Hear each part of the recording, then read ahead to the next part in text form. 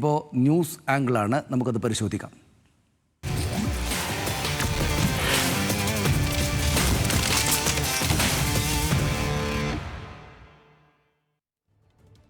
പേരാമ്പ്രയിൽ UDF സ്ഥാനാർത്ഥി ഫാത്തിമ തെഹ്ലിയയ്ക്ക് വേണ്ടി league വർഗീയ പ്രചാരണം നടത്തുന്നുവെന്ന് ആരോപിച്ച് LDFിൻ്റെ പേരിൽ പുറത്തുവന്ന മൈക്ക് അനൗൺസ്മെന്റിനെ ചൊല്ലി വിവാദം മുറുകുകയാണ്. ഷാഫി പറമ്പിലിനെതിരെ വടകരയിൽ LDF നടത്തിയ പ്രചാരണത്തിന് തുടർച്ചയാണ് പേരാമ്പ്രയിൽ ആവർത്തിക്കുന്നതെന്നാണ് UDFിൻ്റെ ആരോപണം.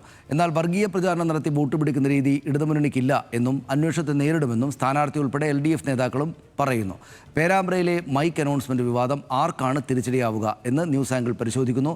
നമുക്കൊപ്പം പ്രസാദാണ് ചേരുന്നത്.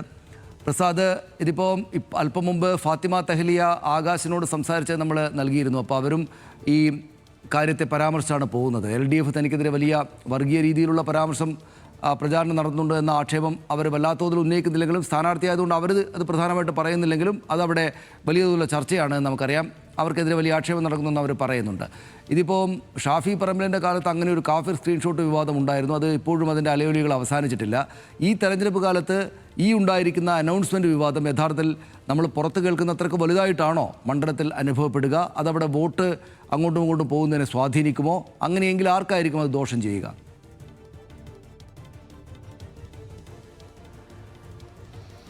സനീഷ്, പേരാമ്പ്ര മണ്ഡലത്തിൽ വളരെ സജീവമായി തന്നെ ഈ മൈക്ക് അനൗൺസ്മെന്റ് വിവാദം നിൽക്കുന്നുണ്ട് എന്നുള്ളതാണ് എടുത്തു പറയേണ്ടത്. അത് UDF ക്യാമ്പ് വലിയ തോതിൽ അത് പ്രചരണം നടത്തുകയും ചെയ്യുന്നുണ്ട്. ഇന്നലെ ഇപ്പോൾ LDF കൺവീനർ കൂടിയായിട്ടുള്ള ആ മണ്ഡലത്തിലെ സ്ഥാനാർത്ഥി TP രാമകൃഷ്ണൻ പറയുന്നത് LDFന് CPMന് അത്തരത്തിൽ ഒരു പ്രചരണം നടത്തേണ്ട ഒരു ആവശ്യം പേരാമ്പ്ര മണ്ഡലത്തിലില്ല. അത് LDFിൻ്റെ രീതിയല്ല. ഏതെങ്കിലും തരത്തിൽ എല്ലാ അന്വേഷണത്തെയും അവർ UDF ഇപ്പോൾ പരാതി കൊടുത്തിട്ടുണ്ട്. അതിനകത്ത് അന്വേഷണം നടക്കട്ടെ, ആ അന്വേഷണത്തെ നേരിടാൻ തയ്യാറാണ് എന്നുള്ളതാണ്. ഇനി ആരെങ്കിലും ഏതെങ്കിലും തരത്തിൽ ഒരു പ്രചാരണം അങ്ങനെ എന്തെങ്കിലും തെറ്റ് ചെയ്തിട്ടുണ്ടെങ്കിൽ അത് തിരുത്താൻ കൂടി തയ്യാറാണ് എന്നുള്ളത് കൂടിയാണ് LDF പറയുന്നത്. പക്ഷേ ഇത് ഇങ്ങനെ പറയുമ്പോൾ പോലും ആ മണ്ഡലത്തിൽ ഇത് LDFിൻ്റെ ഒരു വലിയ തലവേദനയായി മാറിക്കൊണ്ടിരിക്കുന്നു എന്നുള്ളതാണ് യാഥാർത്ഥ്യം.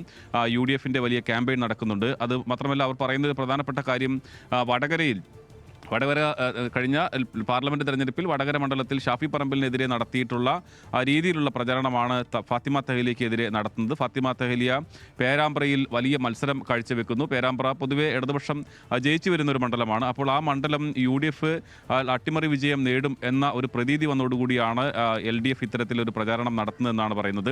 എന്തായാലും LDF ഇത് പൂർണ്ണമായി നിഷേധിക്കുകയാണ്.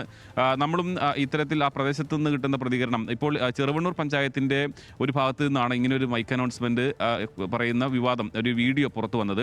മറ്റ് സ്ഥലങ്ങളിലൊന്നും അത്തരത്തിലൊരു വീഡിയോ കേട്ടതായോ ഒന്നും ആരും പറയുന്നില്ല. അത് അവിടുത്തെ പ്രാദേശികമായി തന്നെ ആളുകൾ പറയുന്നുണ്ട്. ഈ ഒരു സ്ഥലത്ത് മാത്രമാണ് അങ്ങനെ ഒരു വീഡിയോ അല്ലെങ്കിൽ ഒരു മൈക്ക് അനൗൺസ്മെൻറ്റ് വിവാദം കേട്ടിട്ടുള്ളത്.